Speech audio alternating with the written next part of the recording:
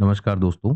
स्वागत है आपका अनुपम आईएएस एकेडमी पर। आज हम देखेंगे कि जो सूफीवाद में चिश्ती समुदाय है वह किस प्रकार से काम करता था, कैसे बाद में चिश्ती समुदाय में विभाजन हुआ उसे हम समझेंगे। उसके अलावा जो इसके मूल विचार हैं उसको समझेंगे। जो प्रमुख संत हैं चिश्ती समुदाय के उनके विषय में भी हम जानेंगे। इसके साथ साथ हम देखेंगे कि हुज्जत ए दिल्ली विवाद क्या है, हंज दिल्ली दूरस्त यह शब्द किसने कहा था और क्यों कहा था। यानी चिश्ती समुदाय से संबंधित जितने भी प्रमुख तथ्य हैं जो परीक्षाओं में पूछे जाते हैं उन सबको हम आज की वीडियो में कवर करेंगे। तो मैं अनुपम तिवारी स्वागत करता हूं आपका अपने इस यूट्यूब चैनल पर। आइए देखें चिश्ती समुदाय के विषय में। सबसे पहले हमने यह देखा था कि जो सूफीवाद था वह सूफीवाद भारत में कैसे आया था।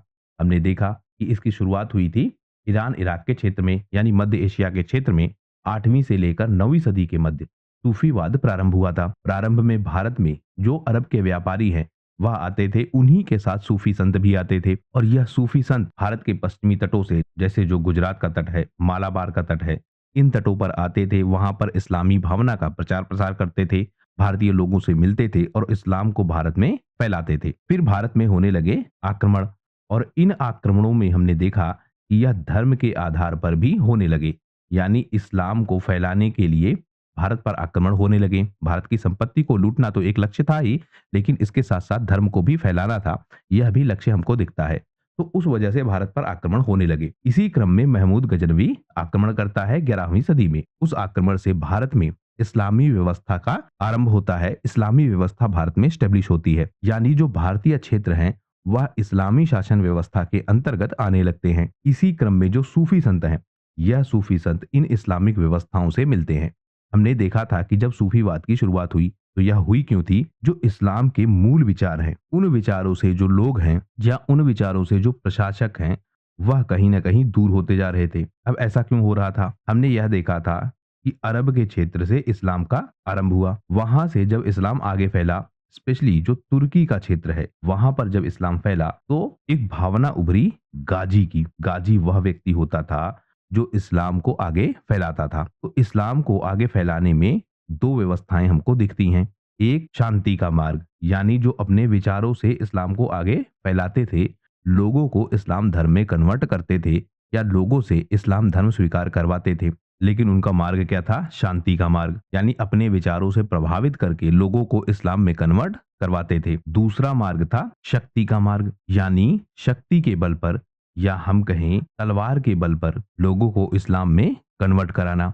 अब जो यह आपकी तलवार वाली बात है या फिर शक्ति वाली बात है, यह बात ज्यादा काम करने लगी। तो जो अरब से इस्लाम प्रारंभ हुआ था, मूल इस्लाम, वह जब तुर्की के क्षेत्र में पहुंचा तो अपने साथ क्या लाया? तलवार, यानी शक्ति। अब यही इस्लाम अन्य क्षेत्रों में फैलने लगा और इसी क्रम में यह भारत में भी आया। और जब भारत में आया तो अपने साथ क्या लेकर आया? तलवार या फिर शक्ति। तो भारत में भी शक्ति के बल पर इस्लामीकरण होने लगा। अब इन्हीं के पैरेलल आएंगे सूफी संत। जब यह शक्ति के बल पर इस्लाम फैलने लगेगा तो सूफी संत क्या कहेंगे, या कुछ ऐसे लोग उभरेंगे जो कहेंगे कि यह क्या है? मूल विचार नहीं है इस्लाम का। तो जहां जहां ये जो आपके गाजी हैं या जो इस्लाम के प्रचारक हैं यह जाएंगे, वहां वहां कौन जाएंगे? सूफी संत। और इसी क्रम में यह सूफी संत कहाँ आते हैं? भारत में भी। और भारत में भी जो इस्लाम की मूल भावना है उस भावना का प्रचार प्रसार करने की कोशिश करते हैं। लेकिन इसके साथ साथ ही जब यह भारत में आते हैं तो भारत की जो मूल संस्कृति है उस संस्कृति से भी जुड़ते हैं, और भारतीय संस्कृति का जो प्रवेश है वह इस्लाम में भी होता है। यानी भारतीय संस्कृति और इस्लाम की संस्कृति, इन दोनों से मिलकर भारत में जो सूफीवाद पैदा होता है वह हमको दिखता है। सूफीवाद के साथ एक चीज हम और देखेंगे, यह लगातार होती रहेगी। वह चीज यह है कि जो स्थानीय भाषा है और स्थानीय परंपरा है उसका सूफी संत ध्यान रखेंगे। यानी जिस भी क्षेत्र में यह सूफी संत जाते थे वहां की स्थानीय भाषा का, वहां की स्थानीय परंपरा का यह ध्यान रखते थे। उसी के साथ जुड़कर यह इस्लाम को आगे फैलाते थे। यानी जो स्थानीय परंपरा है और स्थानीय भाषा है उसका भी समावेश होता था, वह भी जुड़ता था इस्लाम से। तो इस वजह से जो भारतीय क्षेत्र हैं उसमें जो सूफीवाद फैलेगा उसमें हम पाएंगे क्या?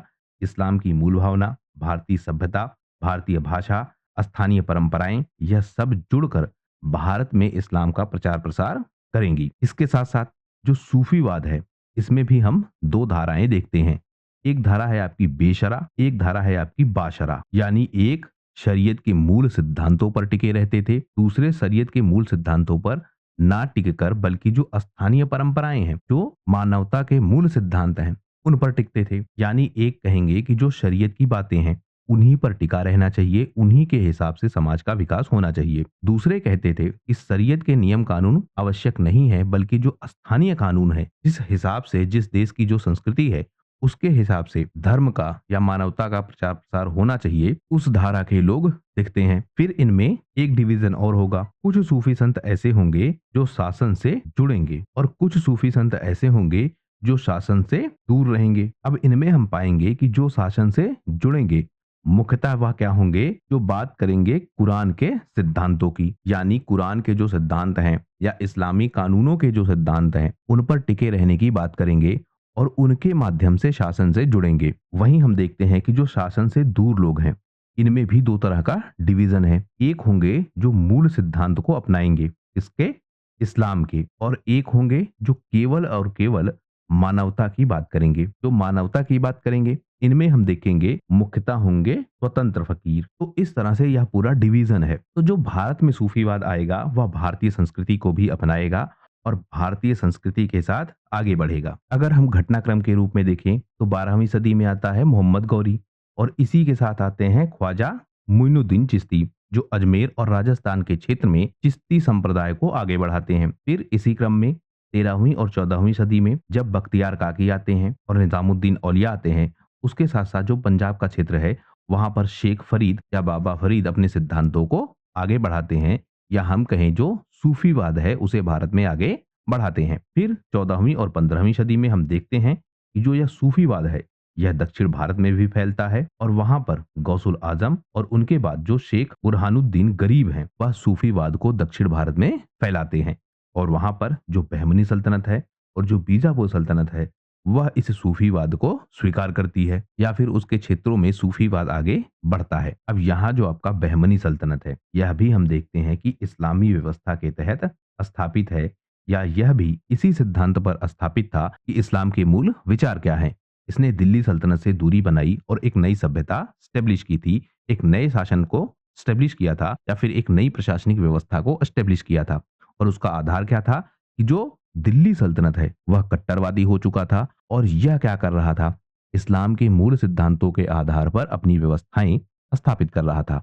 लेकिन बाद में हम यह भी देखते हैं कि यहाँ पर भी कट्टरवाद आता है। तो 14वीं और 15वीं सदी के दौरान जो सूफीवाद है वह दक्षिण भारत के क्षेत्र में फैलने लगता है। 16वीं और 17वीं सदी में हम देखते हैं जब अकबर जैसे प्रशासक आते हैं, या फिर दारा शिकोह जो कि शाहजहां का पुत्र है, यह भी एक तरह से सेक्युलर था। तो जब यह लोग आते हैं तो यह भी जो भारत की संस्कृति है उसे अपनाने का प्रयास करते हैं। अकबर के केस में हम देखते हैं कि दीन इलाही की इसकी व्यवस्था थी।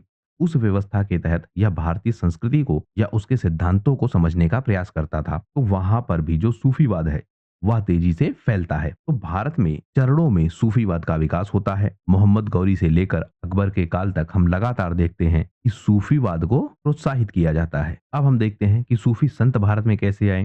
तो जैसा हमने बात की कि 1191 में हुआ तराइन का युद्ध और 1192 में हुआ तराइन का दूसरा युद्ध। इस युद्ध में मोहम्मद गौरी जीत जाता है और पृथ्वीराज चौहान युद्ध को हार जाते हैं। 92 वाला युद्ध 91 में मोहम्मद गौरी हारा था। यानी भारत में प्रशासनिक व्यवस्था के रूप में इस्लाम स्टेब्लिश होता है। इसी क्रम में हम देखते हैं कि जैसा अभी हमने पीछे देखा था कि जैसे जैसे इस्लाम शक्ति के साथ आगे बढ़ रहा था, उसी के साथ साथ या उसके पीछे पीछे जो इस्लाम के मूल विचार हैं, और वह मूल विचार कौन लेकर चल रहा था, सूफी संत। तो मूल विचार भी प्रशासन के पीछे पीछे चल रहा था। इसी क्रम में जब मोहम्मद गौरी ने इस्लामी शासन व्यवस्था भारत में स्थापित की तो वह सूफी संत भी भारत में आने लगे। लेकिन आप ध्यान रखेंगे कि यह सूफी संत आक्रमणकारियों के साथ नहीं आए थे, बल्कि इस्लाम की मूल भावना को प्रचारित प्रसारित करने के लिए भारत में आए थे। यानी इनका भारत में आना एक धार्मिक दृष्टिकोण से जुड़ा हुआ तथ्य है। यह किन उद्देश्यों से आए थे? दीन इलाही की स्थापना, यानी जो ईश्वर का मार्ग है उस मार्ग की स्थापना करना, धर्म का प्रचार प्रसार करना, और जो सत्ता स्थापित हो रही है वह सत्ता स्थापित इस्लाम के मूल सिद्धांतों पर हो, या फिर उसमें इस्लाम के मूल सिद्धांतों का ध्यान रखा जाए, उसे आगे फैलाने के लिए आ रहे थे। अब यहाँ आप एक चीज और ध्यान रखेंगे, दो तरह के सूफी संत हैं। एक होंगे जो सत्ता से जुड़ेंगे और इनमें हम देखते हैं कि मुख्यतः यह नियुक्त होते थे काजी के रूप में, यानी प्रशासनिक व्यवस्था में यह काजी के रूप में नियुक्त होते थे। तो प्रशासन की जो नीतियां हैं, स्पेशली उनकी जो धार्मिक नीतियां हैं, उन्हें यह सूफी संत डिसाइड करते थे। दूसरे सूफी संत ऐसे होते थे जो सत्ता से होते थे दूर, लेकिन इनमें भी दो कैटेगरी थी। एक पूरी तरीके से दूर थे, मतलब प्रशासन में क्या हो रहा है उन्हें कोई मतलब नहीं था। दूसरे ऐसे होते थे जो आलोचना या फिर समर्थन करते थे इनडायरेक्टली, यानी प्रशासनिक व्यवस्था कैसी चल रही है उस पर अपनी टिप्पणी करते थे और यह भी बहुत मायने रखती थी। तो सूफी संतों में जो आलोचना करने वाले या समर्थन करने वाले थे या फिर सत्ता से दूर रहकर भी सत्ता में अपनी नीतियों को लागू करवाना चाहते थे, वह भी हमको दिखते हैं। इसी क्रम में जो यह सूफी संत हैं, स्पेशली जो आपके चिश्ती सिलसिले के सूफी संत हैं, यह हमको दिखते हैं और इसी कारण से हम यह भी देख पाते हैं कि जो प्रशासक है वह भी यह चाहता है कि जो चिश्ती सिलसिले का या जो सूफी संत है वह उसके पक्ष में रहे, उसके हित की बातें और उसकी नीतियों की बड़ाई करे। जो मुस्लिम आक्रमणकारी भारत में आ रहे थे, वह आक्रमण कर रहे थे और आक्रमण करके भारतीय क्षेत्रों को जीत रहे थे, भारतीय संपत्ति को लूट रहे थे। तो जो यह लुटे हुए लोग थे, जो यह सताए हुए लोग थे, इनको जो सूफी संत हैं, वह सूफी संत कहीं ना कहीं सहारा देते थे। यानी सूफी संत कहते थे कि यह आक्रमण इस्लाम की भावना के तहत नहीं है, बल्कि केवल शक्ति का विस्तार है। इस्लाम की मूल भावना तो यह नहीं है। तो लोगों को यह सहारा देते थे या फिर लोगों में जो इस्लाम के प्रति नफरत है उस नफरत को कम करने का या उसे दूर करने का प्रयास करते थे। धीरे धीरे हम देखते हैं कि जो यह आक्रमणकारी हैं, यह भी इस बात को समझने लगते हैं कि जो सूफी संत हैं, इन सूफी संतों का समर्थन होना बहुत जरूरी है, क्योंकि यह सूफी संत जनता से ज्यादा जुड़े थे। इस्लाम की मूल भावना को यह सूफी संत ज्यादा फैला रहे थे और जनता इनसे ज्यादा कनेक्टेड थी।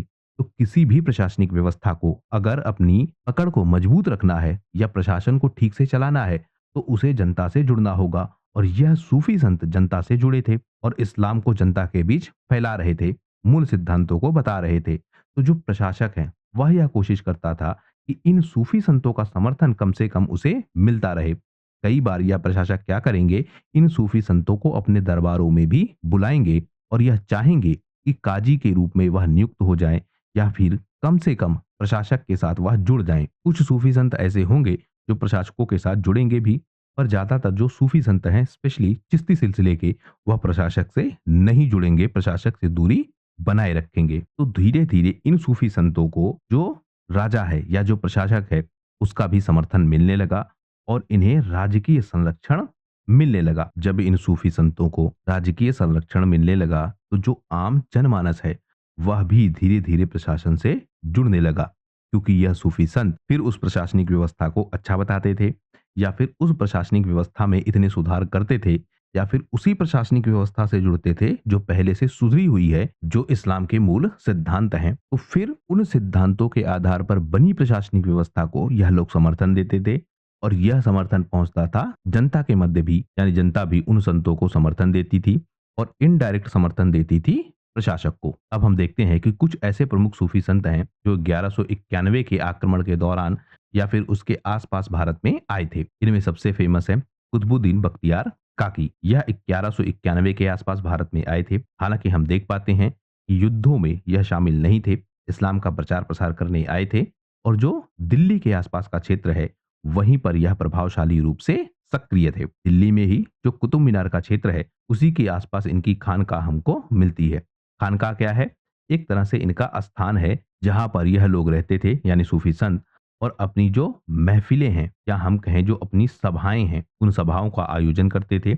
लोग उन सभाओं में जाते थे और अपनी समस्याओं को बताते थे और यह कोशिश करते थे कि उनकी समस्याओं का समाधान उन्हें मिल जाए। दूसरा व्यक्ति है ख्वाजा मुइनुद्दीन चिश्ती। यह अजमेर के क्षेत्र में बहुत सक्रिय थे। 1191 के पहले यह भारत में आए थे और इस्लाम का प्रचार प्रसार कर रहे थे। इसके बाद शेख फरीदुद्दीन गजे शंकर, यह पंजाब के क्षेत्र में बहुत सक्रिय थे और पंजाब में इस्लाम के सिद्धांतों को फैलाने का काम कर रहे थे। अब हम देखेंगे कि जो चिश्ती संप्रदाय के संत हैं, वह चिश्ती संप्रदाय के संत कौन कौन से हैं और भारतीय क्षेत्र में चिश्ती समुदाय के कौन कौन से संत सबसे ज्यादा फेमस हैं, उनके बीच रिलेशन क्या है, उसे भी हम ठीक से समझेंगे। यहाँ से परीक्षाओं में खूब प्रश्न पूछे जाते हैं। कौन सा संत किस चिश्ती समुदाय से जुड़ा है, उसके गुरु कौन है, उसका शिष्य कौन है, यह प्रश्न बार बार पूछा जाता है। इसके साथ साथ यह भी पूछा जाता है कि वह किस प्रशासक के शासनकाल के दौरान बना हुआ था। तो हम चार्ट को पूरा देख लेते हैं। इससे हम यह समझेंगे कि कैसे चिश्ती समुदाय भारत में आया। उसके बाद हम देखेंगे कि इनके जो गुरु शिष्य हैं वह कौन कौन से हैं, उससे हम पूरा रिलेशन ठीक से समझ पाएंगे। तो इनका चार्ट हम देखते हैं। सबसे पहले हम देखते हैं कि जो चिश्ती संप्रदाय है इसकी शुरुआत होती है मध्य एशिया में। वहीं से जो सूफी परंपरा है उसकी एक शाखा के रूप में यह उदित होता है। हम यह भी देखते हैं कि जो सूफी परंपरा है उसकी अगर हम सबसे मूल शाखा की बात करें तो उसे भी कहेंगे चिश्ती संप्रदाय। इस संप्रदाय की स्थापना कौन करता है? अबू इशहाक शामी। लेकिन कहां पर? मध्य एशिया के क्षेत्र में। फिर इनका शिष्य मिलता है ख्वाजा मुमशाद दिनवारी। उसके बाद अबू अहमद आबा चिश्ती। उसके बाद अबू मोहम्मद चिश्ती। फिर अबू यूसुफ बिन समा चिश्ती। फिर अबू अल हसन खरगोशी, शेख उस्मान खरगोशी, शेख उस्मान हारूनी। यह आपको ध्यान रखना होगा, यह नाम काफी इंपॉर्टेंट है क्योंकि यह गुरु थे किसके? ख्वाजा मोइनुद्दीन चिश्ती के। और ख्वाजा मोइनुद्दीन चिश्ती भारत में सूफी संप्रदाय, जो यह चिश्ती संप्रदाय है, उसको आगे बढ़ाते हैं। तो हम बात कर रहे हैं कि ख्वाजा मोइनुद्दीन चिश्ती के गुरु कौन है? शेख उस्मान हारूनी। अब हम देखते हैं ख्वाजा मोइनुद्दीन चिश्ती, जिसको गरीब नवाज के नाम से भी जाना जाता है, यह भारत में चिश्ती संप्रदाय की स्थापना करते हैं। इनके शिष्य हैं ख्वाजा कुतुबुद्दीन बख्तियार काकी, जो दिल्ली के क्षेत्र में चिश्ती परंपरा को आगे बढ़ाते हैं। इनके शिष्य हैं बाबा फरीदुद्दीन गजशंकर, जो पंजाब के क्षेत्र में चिश्ती परंपरा का प्रचार प्रसार करते हैं। इनके शिष्य ख्वाजा निजामुद्दीन औलिया, यह भी दिल्ली के क्षेत्र में चिश्ती संप्रदाय का प्रचार प्रसार करते हैं। इसके बाद अमीर खुसरो, जो निजामुद्दीन औलिया के शिष्य हैं, और यह एक कवि और संगीतज्ञ के रूप में भी हमको दिखते हैं। और यह चिश्ती सिलसिले का प्रचार प्रसार संगीत के माध्यम से भी करते हैं। तो यह चार्ट हो गया। इसके अलावा हम गुरु शिष्य को भी देख लेते हैं। जैसे शेख उस्मान हारूनी, इनके शिष्य कौन है? ख्वाजा मोइनुद्दीन चिश्ती, या भारत में चिश्ती संप्रदाय की स्थापना करते हैं। ख्वाजा मोइनुद्दीन चिश्ती के शिष्य कौन है? ख्वाजा बख्तियार काकी। ख्वाजा बख्तियार काकी के शिष्य कौन है? बाबा फरीद। बाबा फरीद के शिष्य कौन है? ख्वाजा निजामुद्दीन औलिया। ख्वाजा निजामुद्दीन औलिया के शिष्य कौन है? अमीर खुसरो। तो यह क्रम आपको ध्यान रखना होगा। मोइनुद्दीन, बख्तियार, बाबा फरीद, निजामुद्दीन औलिया और अमीर खुसरो, या चिश्ती संप्रदाय के भारत में प्रमुख संत हो गए। अब हम देख लेते हैं कि जो चिश्ती संप्रदाय है इसका दर्शन क्या है, या फिर इसके मूल सिद्धांत क्या है, जिन सिद्धांतों के आधार पर यह काम करता है या फिर अपने विचारों को आगे फैलाता है। इनमें हम देखते हैं कि इनका जो मूल दर्शन है वह क्या है? प्रेम, सेवा और मानवता पर आधारित। यानी जो इस्लाम का उदय है वह जिन सिद्धांतों पर हुआ था वही हमको चिश्ती संप्रदाय का सिद्धांत दिखता है। इस्लाम का उदय किन सिद्धांतों पर हुआ? हमने यह देखा था कि जो अरब का क्षेत्र है, अरब के क्षेत्र में थे बुत परस्त मतलब मूर्ति पूजक, और इनमें बहुत सारी हमको जनजातियां दिखती हैं और यह जनजातियां आपस में लड़ती थी। जब यह जनजातियां आपस में लड़ती थी तो जब एक जनजाति जीतती थी तो वह हारे हुए जनजाति के बच्चों को और महिलाओं को वस्तुओं की भांति ही जीत लेती थी। यानी जो जनजाति जीतती थी वह जनजाति हारी हुई जनजाति के जो बच्चे हैं और जो महिलाएं हैं, और इनमें आप दास भी ऐड कर लीजिए, उन सबको भी जीत लेती थी। उन सब पर भी जीती हुई जनजाति का अधिकार हो जाता था। अब इससे क्या हो रहा था? जो यह दास हैं, जो बच्चे हैं और जो महिलाएं हैं, इनका बहुत ज्यादा शोषण हो रहा था। और इसके साथ साथ जो यह युद्ध है, यह युद्ध भी बड़ी संख्या में हो रहे थे। जनजातियां आपस में बहुत ज्यादा लड़ रही थी। तो फिर एक नई व्यवस्था बनती है। इस नई व्यवस्था में जो आधार बनता है वह आधार बनता है समानता का। अब यह आधार क्यों? क्योंकि जो बुद्ध परस्ती थी, इस बुद्ध परस्ती में यानी इस मूर्ति पूजा में एक होता था देवता, उस देवता की पूजा की जाती थी। और जितनी भी जनजातियां होती थी वह यह कहती थी कि उनका देवता सबसे ऊंचा है, और उनका देवता ऊंचा होने का मतलब वह जनजाति सबसे ऊंची थी। यानी उच्च वर्ग और निम्न वर्ग के मध्य द्वंद्व था। और इस द्वंद्व का आधार क्या था? देवता, या फिर जिस देवता की वह पूजा करते थे। तो एक नया समुदाय उभर कर आता है। वह बात करता है समानता की, कि ना तो कोई उच्च वर्ग है और ना तो कोई निम्न वर्ग है, बल्कि सब बराबर हैं। यानी जो मानवता के मूल सिद्धांत हैं, उन्हीं सिद्धांतों के आधार पर इस्लाम का उदय होता है। अब जो आपका चिश्ती संप्रदाय है, यह भी उन्हीं मूल सिद्धांतों के हिसाब से आगे बढ़ेगा। यह बताते हैं कि ईश्वर तक कैसे पहुंचा जा सकता है। उस तक पहुंचने का जो मार्ग है वह क्या है? प्रेम और करुणा है। यानी कर्म कांड जो है उन कर्म कांडों का यह विरोध करते हैं। और इसका लाभ भारत में यह होगा कि जो गरीब वर्ग है या फिर जो ब्राह्मणवादी व्यवस्था में वंचित वर्ग है वह इस संप्रदाय से जुड़ेगा और इसके सिद्धांतों को अपनाएगा। यह कहते हैं कि जो गरीब है, जरूरतमंद है, जो दुखी है, उसकी सेवा करना ही सबसे बड़ा धर्म है।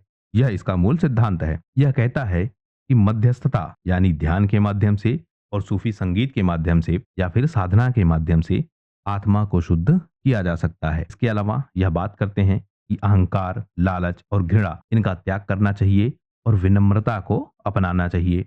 यानी जो दोष होते हैं मानव के, उन सामान्य दोषों को दूर करना चाहिए और जो सामान्य गुण है मानव के, उन सामान्य गुणों को अपनाना चाहिए और उसी के माध्यम से ईश्वर की प्राप्ति हो सकती है। यह कहते हैं कि जो ईश्वर का मार्ग है या फिर जो ईश्वर को पाने का मार्ग है वह बहुत सरल तरीका है। केवल आपको यह करना है कि जो दूसरों का दुख दर्द है उसको समझना है और दूसरों की सहायता करना है।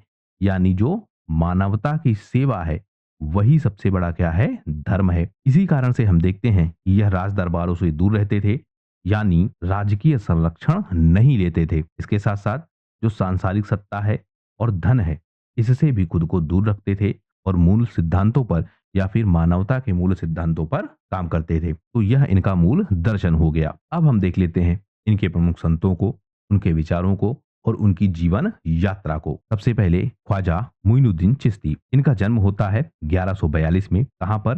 सिस्तान में, जो कि वर्तमान का ईरान और अफगानिस्तान के बीच का क्षेत्र है। यह हजरत वली के वंशज माने जाते हैं। इनके पिता का नाम क्या था? ख्वाजा गयासुद्दीन। और इनकी माता का नाम क्या था? बीबी माहे नूर। यह एक संपन्न परिवार से थे, लेकिन 15 वर्ष की आयु में ही इनके माता पिता का देहांत हो जाता है और उसके बाद यह माना जाता है कि यह अध्यात्म से जुड़ जाते हैं। लेकिन इसके पीछे हमको एक कहानी भी मिलती है। कहते हैं कि जब यह अनाथ हुए थे तो जितनी भी संपत्ति थी, जितनी भी परिवार की जिम्मेदारी थी, वह सब इनके कंधों पर ही आ गई थी। यानी इनके पिता के पास जो कुछ भी था वह सब कुछ इनके पास आ चुका था। इसी क्रम में इनके पास आया था एक बाग और एक चक्की। यह इस संपत्ति की देखरेख करते थे और उसी के आधार पर अपना जीवन यापन कर रहे थे। एक दिन क्या होता है, जब यह बाग में अपने पौधों को पानी दे रहे थे, उसी समय एक संत आते हैं। संत का नाम क्या है? शेख इब्राहिम कदूजी। यह बाग में आकर बैठते हैं। जो मोइनुद्दीन है यह इन संत की सेवा करते हैं। संत से मोइनुद्दीन की बातचीत होती है। जो संत के विचार हैं वह संत के विचार मोइनुद्दीन को बहुत पसंद आते हैं और उन विचारों से वह जुड़ने लगते हैं। धीरे धीरे इनका प्रभाव यह होता है कि यह सारी संपत्ति अपनी दान दे देते हैं, गरीबों में बांट देते हैं और खुद ज्ञान और सत्य की खोज में निकल पड़ते हैं। तो यह इनका प्रारंभिक जीवन है और कैसे यह चिश्ती समुदाय से जुड़ते हैं वह हमने देख लिया। 1236 में इनकी मृत्यु हुई थी। मृत्यु कहाँ हुई थी? अजमेर में। और इनकी मृत्यु के दिन को उर्स के रूप में मनाया जाता है। आप इसको ऐसे भी याद रखिएगा, 1236 में ही जो आपकी रजिया सुल्तान है दिल्ली सल्तनत में, उन रजिया सुल्तान को प्रशासन सौंपा जाता है। 1236 से लेकर 1240 तक इनका शासनकाल हमको दिखता है। किसका? रजिया सुल्तान का। तो 1236 में ही ख्वाजा मोइनुद्दीन चिश्ती की मृत्यु होती है। अजमेर में इनके नाम का मेला आज भी लगता है, जिसे कहते हैं उर्स अजमेरी। इसके बाद हम बात करें इनकी आध्यात्मिक यात्रा की, तो यह फारस, बगदाद और हेरात जैसे क्षेत्रों में यात्रा करते हैं। ख्वाजा उस्मान हारूनी के यह शिष्य बनते हैं और जो ख्वाजा उस्मान है उनके खिलाफत यह नियुक्त होते हैं। अब यहाँ जो आपका खिलाफत है इसका मतलब यह हुआ कि यह आध्यात्मिक उत्तराधिकारी है, उसके लिए शब्द इस्तेमाल होगा खिलाफत। तो ख्वाजा उस्मान हारूनी के यह शिष्य बनते हैं। उसके बाद यह भारत आते हैं और भारत आने की जो आज्ञा है या भारत आने की जो प्रेरणा है वह भी इनके गुरु ख्वाजा उस्मान हारूनी इनको देते हैं। वह कहते हैं, जो इनके गुरु हैं उस्मान हारूनी, वह कहते हैं कि तुम भारत जाओ, भारत एक विशाल देश है, सत्य के प्यासे वहां लोग हैं और वहां पर जाकर तुम इस्लाम की मूल भावनाओं का प्रचार प्रसार करो। इसी क्रम में 1192 के आसपास यह भारत में आते हैं। भारत में लाहौर, दिल्ली और फिर अजमेर में जाकर यह बस जाते हैं। अजमेर को ही यह अपना मुख्य केंद्र बनाते हैं। जो ख्वाजा मोइनुद्दीन चिश्ती है इनसे जुड़ा हुआ एक बहुत गहरा विवाद भी है। किसी और दिन हम उसकी चर्चा भी करेंगे। कहते हैं कि जब मोहम्मद गौरी ने भारत में अपनी प्रशासनिक व्यवस्था स्थापित की थी और जब पृथ्वीराज चौहान को उसने हराया था, तो दिल्ली के क्षेत्र में और अजमेर के क्षेत्र में जो यह ख्वाजा मोइनुद्दीन चिश्ती हैं, यह गोरी के साथ मिलकर बहुत सारे अत्याचार भी करते हैं। उस पर बहुत लंबा विवाद है, किसी और दिन उसे हम देखेंगे। लेकिन आप यहाँ ध्यान रखिएगा कि लाहौर के क्षेत्र में, दिल्ली के क्षेत्र में और अजमेर के क्षेत्र में यह सक्रिय थे।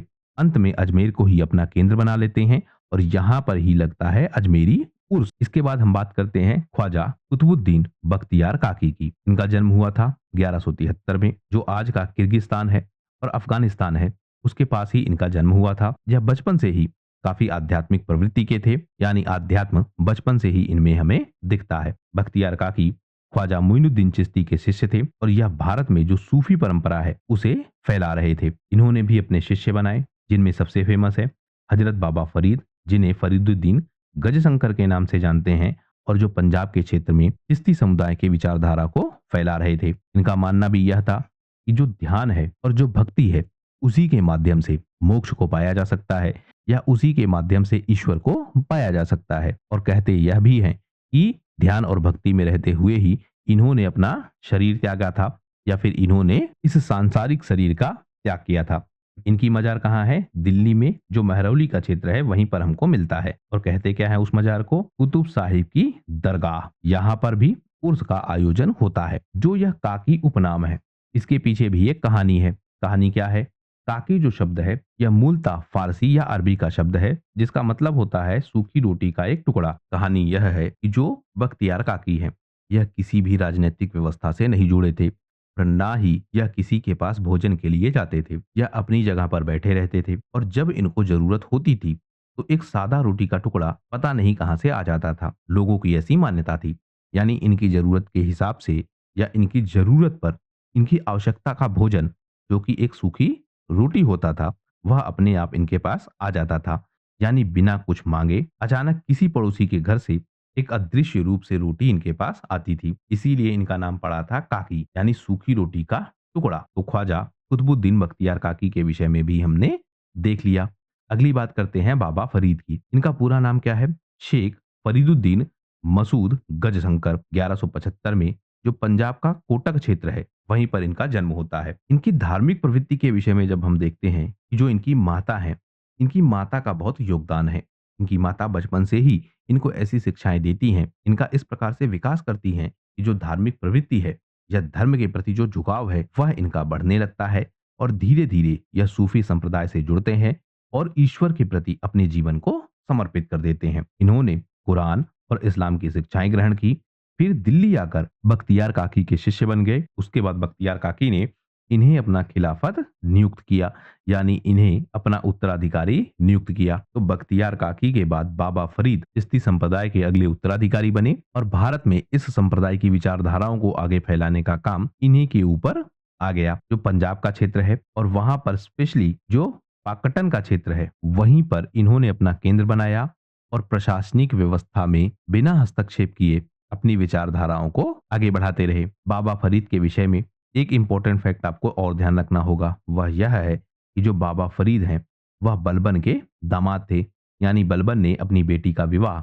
बाबा फरीद से किया था। बाबा फरीद का जो भारतीय समाज में योगदान है वह हमको देखना होगा। सबसे प्रमुख योगदान इनका यह है कि जो पंजाबी भाषा है और जो पंजाबी साहित्य है, स्पेशली जो आपका गुरु ग्रंथ साहिब है, उनके जो विचार हैं, उनमें लिखी जो पंक्तियां हैं, वह बाबा फरीद से काफी कनेक्टेड हैं। माना यह भी जाता है कि जो पंजाबी साहित्य है, उस साहित्य की नींव भी बाबा फरीद ने ही रखी थी। बाद में जो इनकी रचनाएं हैं वह गुरु ग्रंथ साहिब में भी शामिल की गई। यह सूफी परंपरा का प्रचार प्रसार करते हैं और जो पंजाब का क्षेत्र है वहां पर चिश्ती संप्रदाय को काफी फेमस बनाते हैं। यह गरीबों, दलितों और शोषितों की सेवा करते हैं, यानी जो मूल सिद्धांत हैं जिनके आधार पर चिश्ती संप्रदाय स्टेब्लिश हुआ था और जिन सिद्धांतों को वह आगे बढ़ा रहा था, उन्हीं सिद्धांतों को बाबा फरीद भी आगे बढ़ाते हैं। यह कहते हैं कि जो पूजा है, यानी जो कर्मकांड है, उन कर्मकांडों से दूर होकर मानवता की सेवा करना ही सबसे बड़ा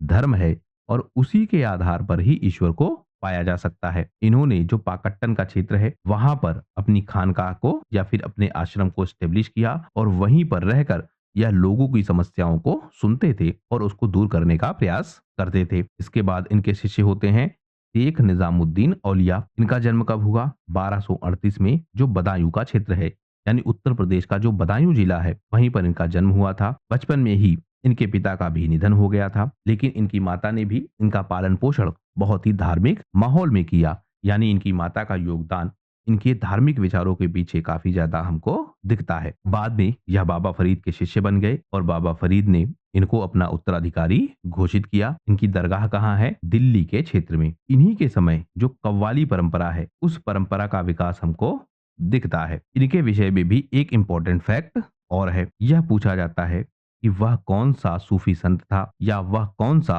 चिश्ती संप्रदाय का संत था जिसने 7 सुल्तानों का शासन देखा था। तो वह संत कौन सा था? शेख निजामुद्दीन औलिया। वह 7 सुल्तान कौन से थे? एक आपका गयासुद्दीन बलबन, काईकुबात, जलालुद्दीन खिलजी, अलाउद्दीन खिलजी, कुतुबुद्दीन मुबारक शाह, खुसरो खां और गयासुद्दीन तुगलक। तो यह प्रमुख 7 सुल्तान हैं जिनका शासनकाल देखा था शेख निजामुद्दीन औलिया ने। यानी इनके शासनकाल के दौरान शेख निजामुद्दीन औलिया भी बना हुआ था। इसके बाद हम देखते हैं कि जो शेख निजामुद्दीन औलिया है और जो गयासुद्दीन तुगलक है, इन दोनों के बीच हमें कनेक्शन दिखता है। हमने यह देखा कि जो चिश्ती संप्रदाय के संत हैं, वह चिश्ती संप्रदाय के संत प्रशासनिक व्यवस्था से या फिर शासन से दूरी बनाए हुए थे। लेकिन जो गयासुद्दीन तुगलक है, यह प्रयास करता है कि निजामुद्दीन औलिया उसके साथ जुड़ जाए। हमने इस बात की भी चर्चा की कि जो प्रशासक है, वह प्रशासक यह कोशिश करता था कि उसे धार्मिक मान्यता मिले और धार्मिक मान्यता मिलने का मतलब यह कि जो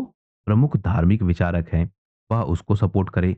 और उस समय जो चिश्ती संप्रदाय है या जो सूफी परंपरा है, वह काफी तेजी से फैल रही थी। तो वह कोशिश करते थे कि इन संप्रदायों से जुड़े लोग उनसे कनेक्ट हो जाएं और उनकी प्रशासनिक व्यवस्था को धार्मिक मान्यता दे दें। जब वह धार्मिक मान्यता दे देंगे, तो उससे क्या होगा कि जो आम जनता है वह उनके विचारों को स्वीकार करेगी या फिर उनकी प्रशासनिक व्यवस्था को स्वीकार करेगी। इसी क्रम में जो गयासुद्दीन तुगलक है, वह चाहता है कि निजामुद्दीन औलिया उनसे जुड़ जाएं और उनके प्रशासन को वह क्या करें? समर्थन दे। लेकिन निजामुद्दीन औलिया गयासुद्दीन तुगलक से दूरी बनाए रखते हैं क्योंकि इनका मूल सिद्धांत क्या था कि यह प्रशासन से दूर रहेंगे। औलिया का निधन हुआ 1325 में और तुगलक की मृत्यु हुई थी 1325 में। लेकिन तुगलक की मृत्यु पहले हुई, उसके बाद मृत्यु हुई औलिया की। औलिया हमेशा सत्ता से दूर रहते थे, लेकिन जो गयासुद्दीन तुगलक है वह काफी अहंकारी और तानाशाही स्वभाव का था। यानी वह चाहता था कि निजामुद्दीन औलिया उससे जरूर जुड़े। वह क्या करता है? कई बार निजामुद्दीन औलिया को बुलावा भेजता है। वह कहता है कि निजामुद्दीन औलिया उनके दरबार में आए, लेकिन निजामुद्दीन औलिया उनके दरबार में नहीं आते हैं। इसलिए जो यहाँ आपका गयासुद्दीन तुगलक है, यह निजामुद्दीन औलिया से ईर्ष्या रखता है। लेकिन निजामुद्दीन औलिया का जो प्रभाव है वह समाज पर बहुत ज्यादा है। यानी आम जनता इनको बहुत मानती थी, इनके विचारों को बहुत स्वीकार करती थी। इसलिए जो गयासुद्दीन तुगलक है वह इनका सम्मान भी करता था। यानी औलिया के प्रति ईर्ष्या और सम्मान दोनों भाव हमको दिखता है किसका? गयासुद्दीन तुगलक का। यह भी बहुत इंपॉर्टेंट फैक्ट है, परीक्षाओं में पूछा जाता है। निजामुद्दीन औलिया की जो दरगाह है, उस दरगाह को किसने बनवाया था? उनकी इच्छा के विरुद्ध। तो वह दरगाह बनाया था कौन? मोहम्मद बिन तुगलक। यहां आप ध्यान रखिएगा, गयासुद्दीन तुगलक है। इसका उत्तराधिकारी यानी आगे का जो प्रशासक है वह कौन है? मोहम्मद बिन तुगलक। तो मोहम्मद बिन तुगलक ने निजामुद्दीन औलिया की इच्छा के विरुद्ध इनका क्या बनवाया था? मकबरा। और कहाँ बनवाया था? दिल्ली का जो निजामुद्दीन इलाका है उस क्षेत्र में। अब हम देख लेते हैं हुज्जत ए दिल्ली विवाद क्या है। होता क्या है कि जो आपका निजामुद्दीन औलिया है और जो आपका यह गयासुद्दीन तुगलक है, गयासुद्दीन तुगलक यह बार बार कोशिश करता है कि निजामुद्दीन औलिया उनके दरबार से जुड़ जाए। इसी क्रम में यह क्या करता है? औलिया को अपने दरबार में बुलाने का प्रयास करता है। लेकिन औलिया अपना अलग से क्या चला रहे थे? खानका, यानी अपनी ऐसी यह संस्था चला रहे थे या अपना ऐसा यह संस्थान चला रहे थे जहां पर लोग जाते थे और अपनी समस्याओं को बताते थे। इन समस्याओं का जो निवारण है वह कौन करता था? औलिया। और यह बात किसको पसंद नहीं थी? गयासुद्दीन तुगलक को। क्योंकि इससे क्या हो रहा था? जो राजा का पद है, उस राजा के जो पद की गरिमा है या उसका जो प्रभाव है, वह प्रभाव क्या हो रहा था? कम हो रहा था। इससे जो आपका गयासुद्दीन तुगलक है वह बहुत नाखुश था। वह चाहता था कि लोग उसके दरबार में आए, अपनी समस्याओं को उसके दरबार में बताएं। लेकिन आम जनता जो है वह जाती थी कहाँ? औलिया के दरबार में या फिर उनकी संस्था में, उनके खानकाह में। इससे गयासुद्दीन तुगलक बहुत परेशान था। उसे इस बात का भी डर था कि कहीं ऐसा ना हो कि जो आपके यह निजामुद्दीन औलिया हैं, यह क्या करें, जनता का समर्थन प्राप्त कर लें और जनता का समर्थन प्राप्त करने के बाद जो उसकी प्रशासनिक व्यवस्था है या फिर जो राजा का पद है, उस पद को ही हथिया ले। यानी इन्हें क्या देखता था यह, दिल्ली के खिलाफ या दिल्ली की जो गद्दी है, उसके खिलाफ एक षड्यंत्रकर्ता के रूप में या उसके खिलाफ एक बड़ी समस्या के रूप में। इसीलिए इन्हें क्या उपाधि दी, हुज्जते दिल्ली, यानी दिल्ली का विवाद, यानी यह राज्य के लिए चुनौती है। और औलिया को इसने यह भी चेतावनी दी कि या तो वह आकर दिल्ली की जो गद्दी है उससे जुड़ जाए, वहां की जो धार्मिक व्यवस्था है उसे देखे, अन्यथा वह उनको क्या कर लेगा, कैद कर लेगा। लेकिन औलिया ने राजनीतिक गतिविधियों से लगातार दूरी बनाई रखी। दिल्ली दरबार ने उसको बहुत बार बुलाया, लेकिन औलिया ने उसको बार बार मना कर दिया और कहा, यहां तक जाता है कि जो गयासुद्दीन तुगलक है, वह भले ही दिल्ली का सुल्तान था, लेकिन जो आम जनता है वह अपना मुखिया किसको मानती थी, औलिया को। तो इस तरह हुज्जत-ए दिल्ली विवाद है। इसके बाद जो अगला तथ्य है, दिल्ली दूर है। अब यह क्या है, हमने देखा कि गयासुद्दीन तुगलक औलिया से बहुत परेशान था, बंगाल में विवाद हुआ था, उन विवादों को निपटाने के लिए वह बंगाल में जा रहा था। लेकिन इससे पहले ही वह यह घोषणा करके जाता है कि जब भी वह बंगाल से वापस लौटेगा, तो वापस लौटते ही औलिया को क्या करेगा, गिरफ्तार कर लेगा, यानी औलिया को कैद कर लेगा गयासुद्दीन तुगलक। तो वह गया था बंगाल के क्षेत्र में। दिल्ली के क्षेत्र में वह एक बनवा रहा था महल, जिसे कहते हैं टोपी महल। तो गयासुद्दीन जा रहा था कहाँ, बंगाल। बंगाल के क्षेत्र में था विवाद और उस विवाद को निपटाने के लिए वह जा रहा था। इसी क्रम में या इसी समय वह दिल्ली के क्षेत्र में टोपी महल भी बनवा रहा था। कहा क्या था इसने कि दिल्ली पहुंचते ही यह निजामुद्दीन औलिया को दंड देगा, उसे गिरफ्तार कर लेगा। जो औलिया के शिष्य हैं वह पहुंचते हैं निजामुद्दीन औलिया के पास। वह कहते हैं कि सुल्तान इस तरह की बातें कर रहा है। वह कह रहा है कि जब भी वह बंगाल से लौटेगा तो औलिया को क्या करेगा, गिरफ्तार कर लेगा। औलिया उस समय कहते हैं, हंज दिल्ली दूरस्त, यानी दिल्ली अभी दूर है। यह शब्द बहुत फेमस है। यह भी आपसे पूछा जाएगा कि यह किसने कहा था या फिर किसके लिए कहा था। तो हंज दिल्ली दूरस्त यह शब्द कहा है निजामुद्दीन औलिया ने। किसके लिए कहा है, गयासुद्दीन तुगलक के लिए। होता भी कुछ ऐसा ही है। गयासुद्दीन तुगलक दिल्ली वापस आने वाला होता है, यानी बंगाल में जो समस्या है उससे निपट कर वह आता है दिल्ली के क्षेत्र में। और दिल्ली के क्षेत्र में जो यह टोपी महल बनवा रहा था, उसी का एक दरवाजा उसके ऊपर गिर जाता है और गिरकर वह उसी दरवाजे के नीचे मर जाता है। तो हंज दिल्ली दूर अस्त जो कहा था निजामुद्दीन औलिया ने, वह बात सही साबित हो जाती है। औलिया तक कभी गयासुद्दीन तुगलक पहुंच ही नहीं पाता है और दरवाजे के नीचे दबकर वह अंततः मर जाता है। और कहा यह भी जाता है कि यह औलिया की करिश्माई शक्ति थी, जिसके नीचे गयासुद्दीन तुगलक दबकर मर गया। तो इस तरह से यह तथ्य भी हमने देख लिया। अगला एक प्रमुख संत है नासरुद्दीन चिरागे दिल्ली, जिसे चिरागे दिल्ली के नाम से जाना जाता है। यह ज्यादा इसलिए फेमस है क्योंकि इन्होंने रचना की है तौहीदे वजूदी की, और उसी के कारण यह दिल्ली के क्षेत्र में बहुत फेमस है। इन्होंने दिल्ली के क्षेत्र में भक्ति और प्रेम का प्रचार प्रसार किया। यह निजामुद्दीन औलिया के शिष्य थे और बाद में जो औलिया की खानकाह है उसी को अपनी शरण स्त्री के रूप में स्टेब्लिश किया। तो नासिरुद्दीन चिरागे दिल्ली कौन है, निजामुद्दीन औलिया के शिष्य हैं और यह दिल्ली के क्षेत्र में बसते हैं। सबसे ज्यादा फेमस किसके लिए है, तौहीदे वाजुदी के लिए, और उसी के कारण इनको चिरागे दिल्ली कहा जाता है। इसके बाद हम देखते हैं कि भारत में जो चिश्ती सिलसिला है, यह चिश्ती सिलसिला 4 भागों में बढ़ जाता है। इसके जो सिद्धांत हैं, इसके जो विचार हैं, वह धीरे धीरे विभाजित होने लगते हैं। यह चारों कौन कौन से हैं? पहला आपका है दिल्ली का चिश्ती सिलसिला। हमने देखा कि प्रशासनिक व्यवस्था या फिर इस्लामी प्रशासनिक व्यवस्था पहले दिल्ली के क्षेत्र में ही स्थापित हुई। इन्हीं के पीछे पीछे आते हैं सूफी संत, और उन सूफी संतों में आते हैं चिश्ती सिलसिले के सूफी संत। तो दिल्ली में चिश्ती सिलसिला स्टेब्लिश होता है। यहाँ पर शेख निजामुद्दीन औलिया और चिरागे दिल्ली सबसे फेमस हैं। अब हम यहाँ बात कर रहे हैं केवल भारत की, तो शेख निजामुद्दीन औलिया और चिरागे दिल्ली यहाँ बहुत फेमस है। फिर एक स्टेब्लिश होता है लाहौर चिश्ती सिलसिला। यहाँ पर शेख शहाबुद्दीन सुहरावर्दी यह सबसे फेमस है। फिर आता है राजस्थान का चिश्ती सिलसिला। यहाँ पर शेख फरीद बहुत फेमस है। इसके बाद जो दक्षिण भारत का क्षेत्र है, यहाँ पर भी चिश्ती सिलसिला आगे बढ़ता है और यहाँ पर फेमस कौन है, सैयद मोहम्मद गेसूदराज और गुलबर्गा, जो कर्नाटक का क्षेत्र है और गुलबर्गा का क्षेत्र है, वहां पर यह लोग बहुत फेमस होते हैं। जो आपके यह गेसु दराज हैं, इनको एक नाम और दिया जाता है, बंदा नमाज। तो यह भी आपसे पूछा जा सकता है कि बंदा नमाज किसे कहते थे? तो वह कौन है? गेसु दराज। बंदा नमाज का मतलब क्या है? ईश्वर के प्राणियों का हितैषी। इसके अलावा एक संत और हैं, शेख बुरहानुद्दीन। यह दौलताबाद को अपना केंद्र बनाते हैं और वहीं से चिश्ती सिलसिले का प्रचार प्रसार करते हैं। तो इस तरह 4 भागों में बढ़ जाता है कौन? चिश्ती सिलसिला। या 4 अलग-अलग रूपों में चिश्ती सिलसिला अपना प्रभाव अलग-अलग क्षेत्रों में फैलाता है। एक तथ्य आपको और मिलता है, सत्यपीर आंदोलन। यह सत्यपीर आंदोलन हुआ कहाँ? बंगाल के क्षेत्र में। किया किसने? हुसैन शाह ने। और हुसैन शाह था कौन? बंगाल का शासक। यह भी काफी इंपॉर्टेंट फैक्ट है और यहां से भी प्रश्न पूछा जा सकता है। तो जो बंगाल का शासक है हुसैन शाह, इसने सत्यपीर आंदोलन की शुरुआत की।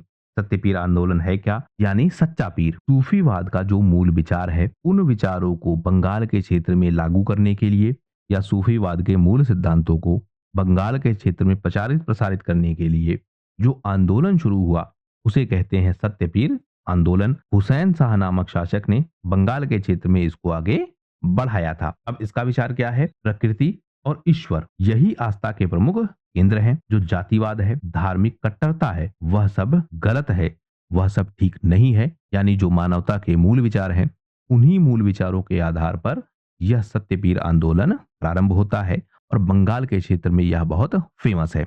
तो इसे भी आप ध्यान रखिएगा, यह भी परीक्षाओं में आपसे पूछा जा सकता है। तो चिश्ती संप्रदाय से जुड़े हुए जितने भी प्रमुख तथ्य हैं, उन सारे तथ्यों को हमने देख लिया है।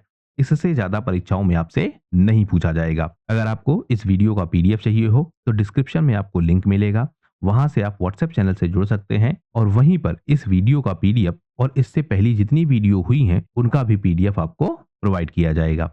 आशा करता हूं यह वीडियो आपकी परीक्षा के लिए काफी उपयोगी होगा। वीडियो यदि पसंद आया हो तो प्लीज शेयर कीजिए अपने दोस्तों के साथ, सब्सक्राइब कीजिए इस चैनल को। आपका हमसे जुड़ने के लिए बहुत बहुत धन्यवाद। आपका दिन शुभ हो।